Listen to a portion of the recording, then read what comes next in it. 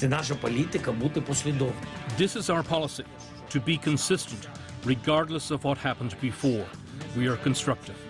If we agreed that the minerals deal with US would be signed, from our side, we are ready to sign. Ukrainian President Volodymyr Zelenskyy just days after a tense exchange in Washington. Hello, I'm Arnold Naidu and this is The Heat.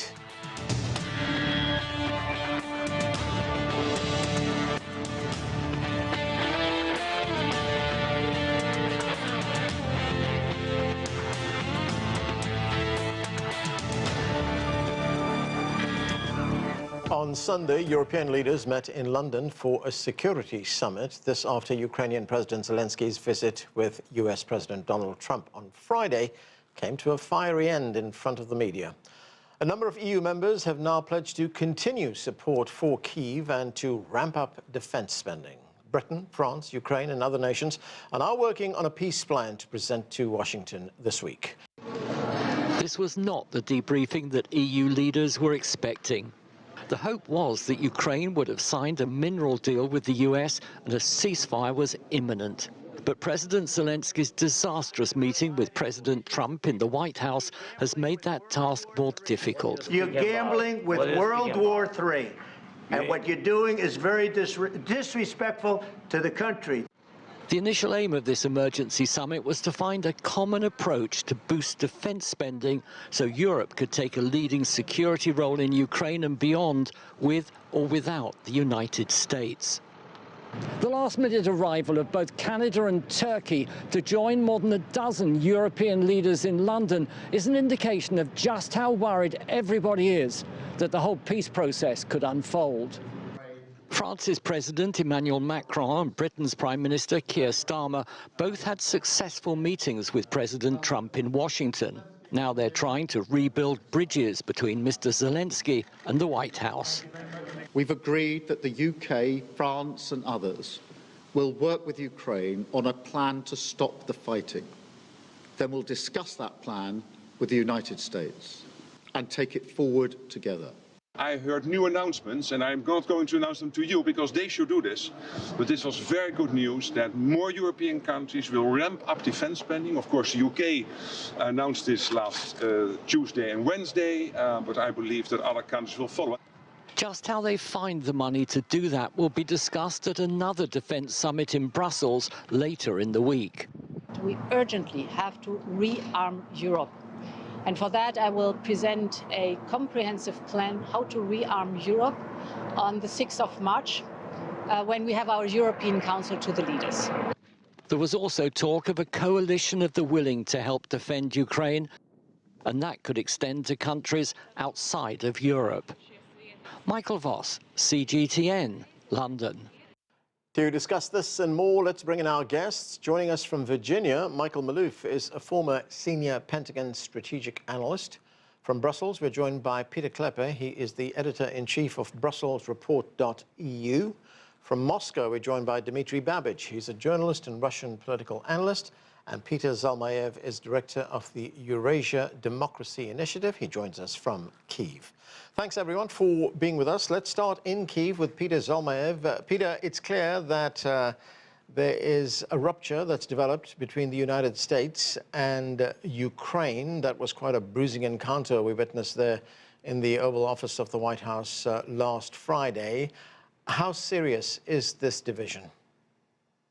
I mean, knowing Donald Trump, it is serious now. It may not be serious tomorrow. Apparently, the White House has tried to use this situation to increase pressure on Ukraine and maybe prepare some room for itself in the eventuality that it does, it will not support Ukraine and it will cut off assistance to Ukraine, precisely referring to the situation where they, have declared President Zelenskyy as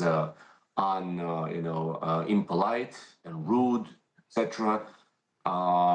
Obviously, to all appearances, that was not the case. It seems like President Zelenskyy just walked into a trap of some sort.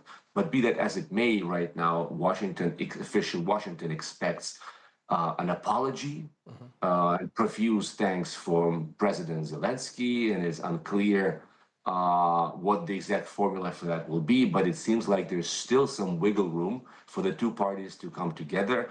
And Zelensky has already indicated that he still intends to sign that deal, considering that even the Europeans who were just meeting with London with Zelensky are putting pressure on him to make good with the Trump administration.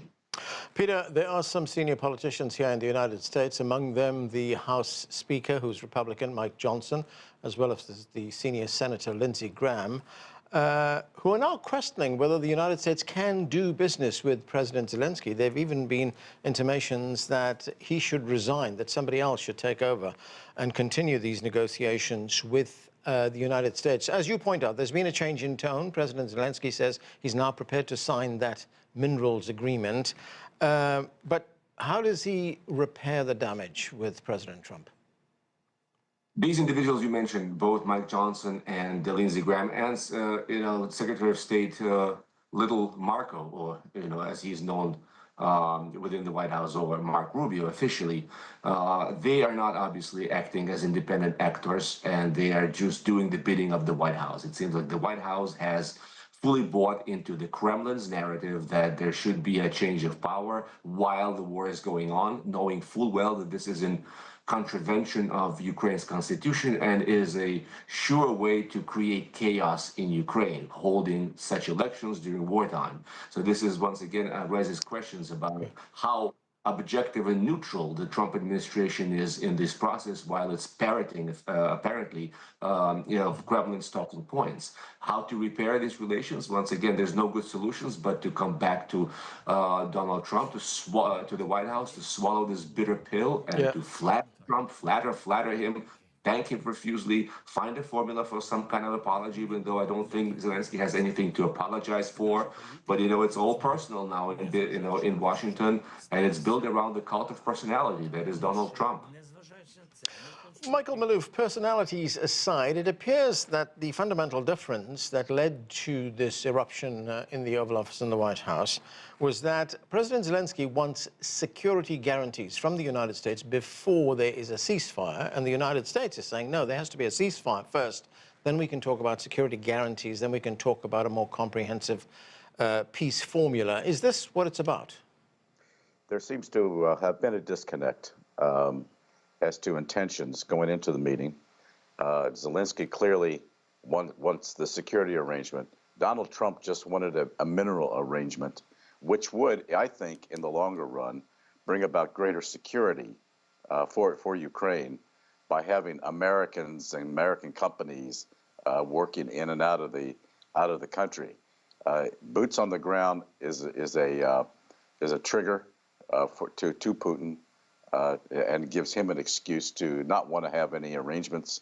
And unfortunately, as I see it, you have the Brits and the French now wanting to put boots on the ground only after there is a settlement of some kind, a ceasefire, but with strong U.S. backing. They're not going to get U.S. backing for a military arrangement in Ukraine. Trump has made that very, very clear. And I personally have the belief that the advisors to Zelensky actually set up Zelensky for an ambush and tried to ambush Trump and Vance, simply because they wanted only a mineral agreement at that point. They weren't talking a security arrangement, and it's clear now, and that they were coming in on two different tracks. And there was a meeting even before the open session in which all of these things were discussed, and never once did the whole security arrangement thing come up in that meeting from sources I've talked to. And what is intriguing is that Zelensky then waited for the cameras in order to raise it, and that's what brought this whole thing to a confrontation. Right. Pieter Cleppe, the Europeans held this emergency meeting in London in the aftermath of that spat at the White House. Here is the British Prime Minister Keir Starmer. This is what he had to say. Let's listen.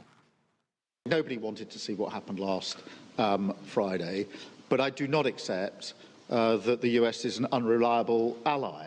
The US has been a reliable ally to the UK for many, many decades and continues to be.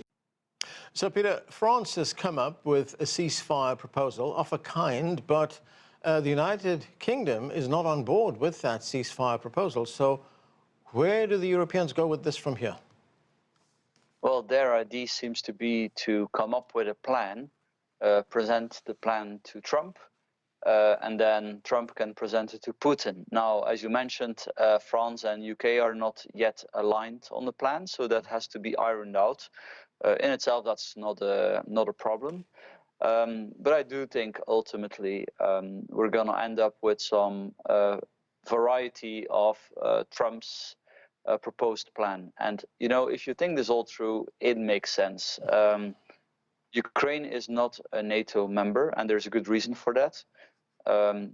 If you are a NATO member, it means that you offer mutual security guarantees. So Ukraine can drag the rest of NATO in theory into war, although Article 5 is not always that clear. So Trump wants to avoid that, but at the same time, as was mentioned, he offers a mineral deal, which would economically give the United States a stake in Ukraine. I don't know the detail of what happened, whether there was a trap from one side or another, but the fact is that I think this is in Ukraine's interest. And I think they will ultimately agree with it because of that. Yeah, Peter, the other question is, and I'm wondering if there was something actually positive that came out of that argument in the White House, and that is, you know, the Europeans have now called this emergency meeting. They had 3 years to resolve this, but now they've suddenly come together to try and find a formula to peace. Why now? I think Europeans are incredibly immature, sorry to say, when it comes to defense. Now they're all very angry that they're not invited to the table by Trump. After for 3 decades, really, they've been outsourcing their defense to the United States. So, and of course, you cannot just, you know, overturn that like that. It will take a long time. Now, in itself, it's good that European countries are now taking their defense more serious, that they are cooperating more. I mean, if they are intelligent, they do that within the context of NATO. It would be incredibly stupid to throw away your old shoes before you have new ones, right? Yeah. And some people are actually arguing for that, believe it or not. But I think in the first place, the US will not give up NATO. Trump thinks in terms of spheres of influence, and he definitely considers the non-occupied part of Ukraine as the American zone of influence. Okay, let's go to Moscow to Dmitry Babich. Dmitry, the Kremlin spokesman, Dmitry Peskov, he said that that showdown at the White House has made it clear that it is President Zelenskyy who is the obstacle to peace. He also said in his statement that this shows that the West, the collective West, as he called it, is now fragmenting. And some media in Russia are responding with glee to what they saw happen in the White House last Friday. So what does Moscow do now? Where does it go to from here? Well, it would be strange to expect Russian media to respond with sadness to a comical situation when both of these so-called leaders, Trump and Zelenskyy, looked like mafia bosses having an argument. Do you respect me? You came to me, but without respect. All of that looked awful, of course. But I would look at it in a broader perspective. I think what we're seeing now is the dismantlement, the disintegration of a totalitarian ideology. The problem with the modern Western globalism is that it doesn't give itself a name. You know, the communists gave themselves a name, the Nazis gave themselves a name. These people call themselves civilized mankind or whatever. And experience shows that when you have a totalitarian ideology disintegrating, very cynical people come to the surface. We had it in the Soviet Union and in Russia after the communist system collapsed. You know, post-war Germany was a very immoral society for a very simple reason. Totalitarian ideology mixes up morals and politics. If you are politically incorrect, you are considered to be immoral. Yeah. So when I will just finish very quickly. So when the ideology collapses, a lot of people think that such things as kindness, generosity, they don't exist. They're all inventions, just like Lenin's cult was an invention and Führer's cult was an invention. So Trump behaves as a bully, and Zelensky behaves as a bully. Trump behaves as a bully because he doesn't believe in this ideology, in which the European Union continues to believe.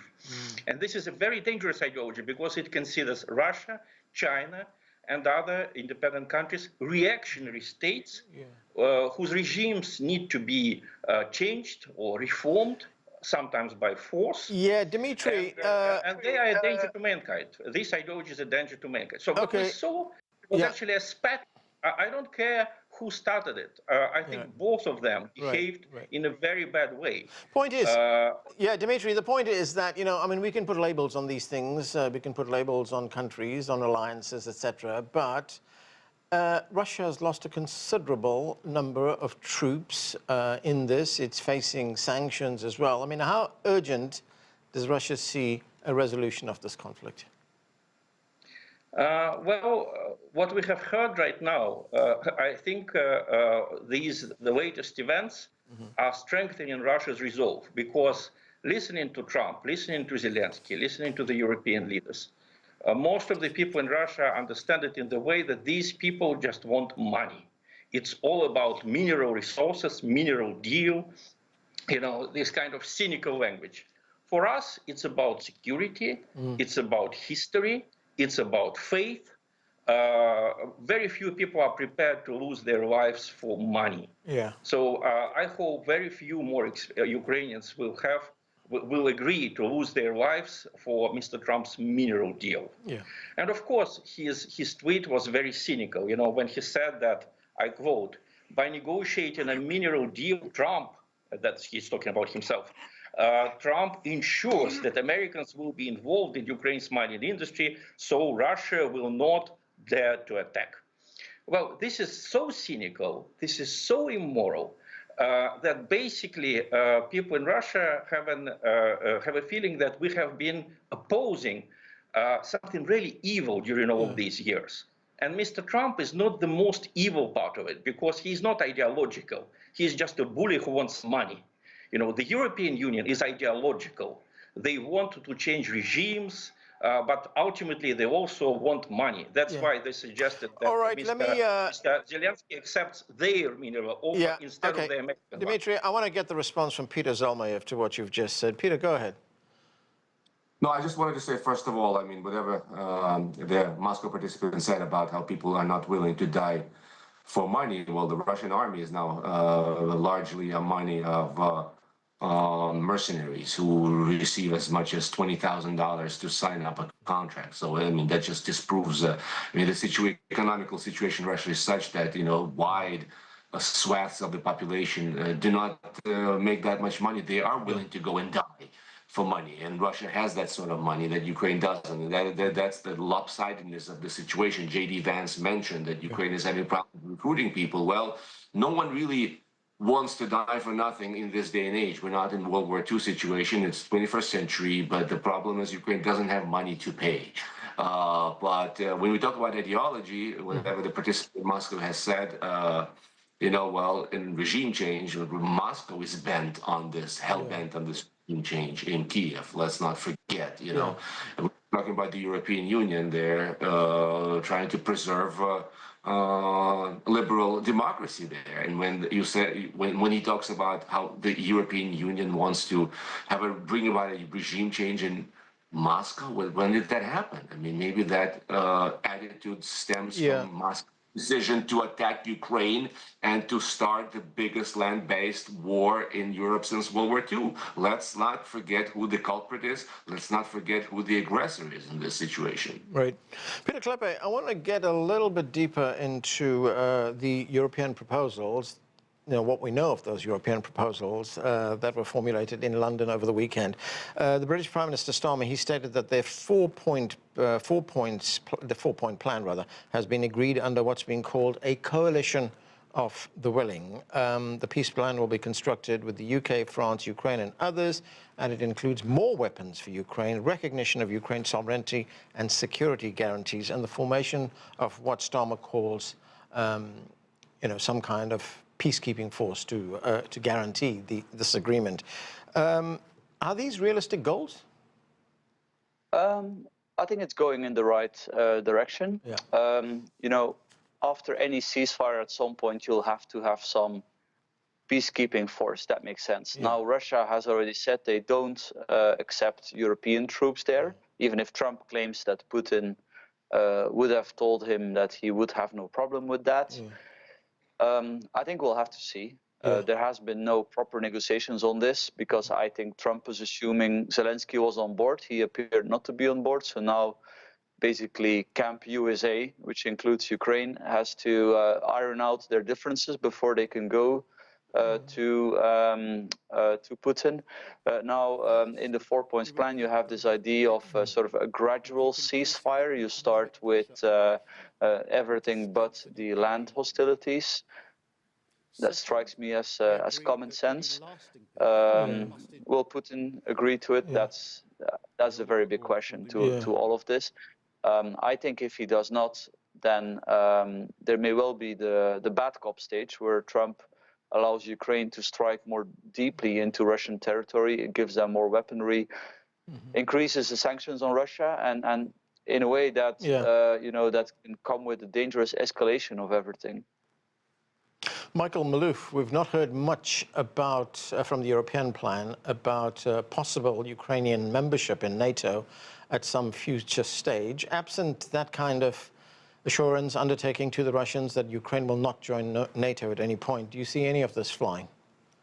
I do not see Ukraine becoming part of NATO. In fact, that's one of the stipulations by the United States. If the Europeans want to push that, they're on their own, because I think what Trump is basically saying is that the U.S. involvement is going to be this mineral deal, and through that will evolve a peace. But if they want to continue a hostile approach and continue the war, it's on them, and the U.S. is not going to be involved. Now, I would also add that I ultimately believe Zelenskyy and Trump will sign an agreement. That will then be a kickstart for further talks between Russia and the United States for a mineral deal, because that's where all the rare earths, or most of the rare earths, are located. That could bring on a lot of that development. Not only that, but also it allows for rebuilding, for acquiring more capital, for trying to rebuild damaged and destroyed locations, but also a fund. Yeah. So that's a possibility.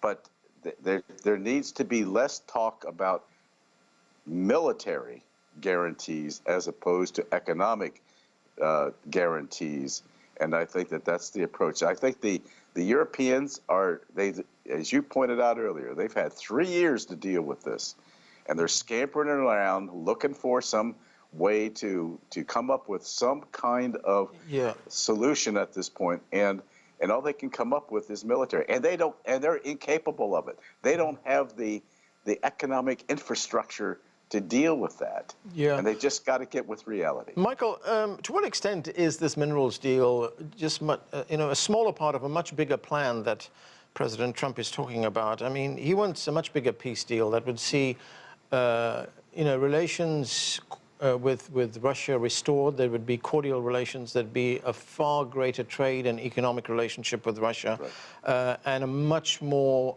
longer-term, comprehensive, new security architecture for Europe.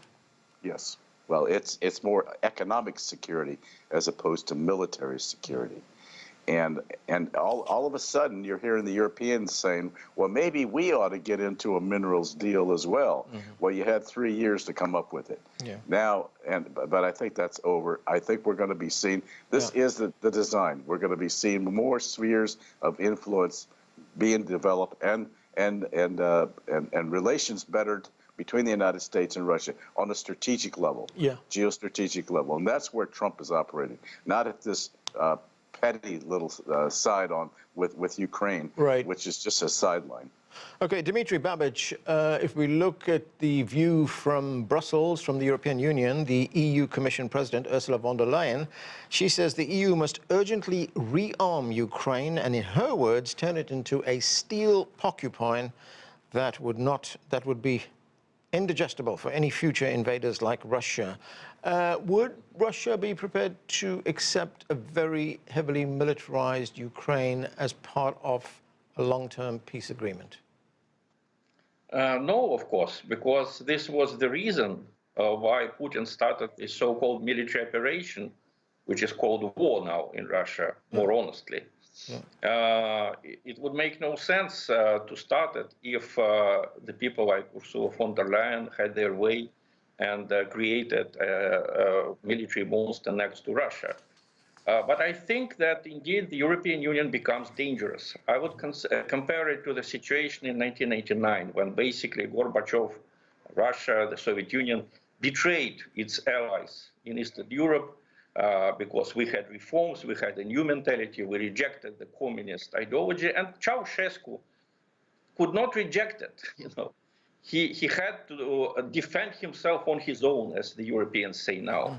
So Ceausescu rushed into some very, very dangerous things for himself and for the country. Unfortunately, the European Union, so-called NATO allies in Europe, can do a lot more dangerous things when they attack Russia with missiles. But of course, Russia will try to be calm and to avoid any escalation, because this is not in our interest. We are winning. How we are winning, I don't agree with Pieter Zalmayev that we have mercenaries. For the first time in Russian history, we pay the soldiers. That's true. But American soldiers who fought the Nazis in Europe were also paid. It's not a sin to pay a soldier. It's a sin to send a soldier to die for something that is not really valuable. And now we see how Mr. Trump and the EU leaders are counting money, how they are projecting, making projects on dividing Ukraine, carving it up for their own interest, carving its natural resources. So in a very brief way, I would say that certainly Russia will not accept these so-called peacekeepers. They are foreign troops because they don't have a UN mandate. In order to be a peacekeeper, you need a UN mandate. Russia will not give it. Russia will veto it. So in this situation, I think the most dangerous sector is the European Union. Okay, Peter, I've just got less than a minute, about 40 seconds. Your response, very quickly. Pieter Zalmayev. My response is that without this sort of formula, there will be no moving forward. There has to be some kind of a formula whereby there are peacekeepers. There will have to be European peacekeepers. And if Russia continues to obfuscate, my hope is, just as the previous speaker said, this will increase the pressure on the Trump administration and remind him of his promise during the campaign that he will actually increase military support to Ukraine in case that Putin proves to be less than amenable to any sort of arrangement. Okay, and that is where we have to leave it. Thank you to all of you for being with us. That's it for this edition of The Heat. I'm Anand Naidu in Washington.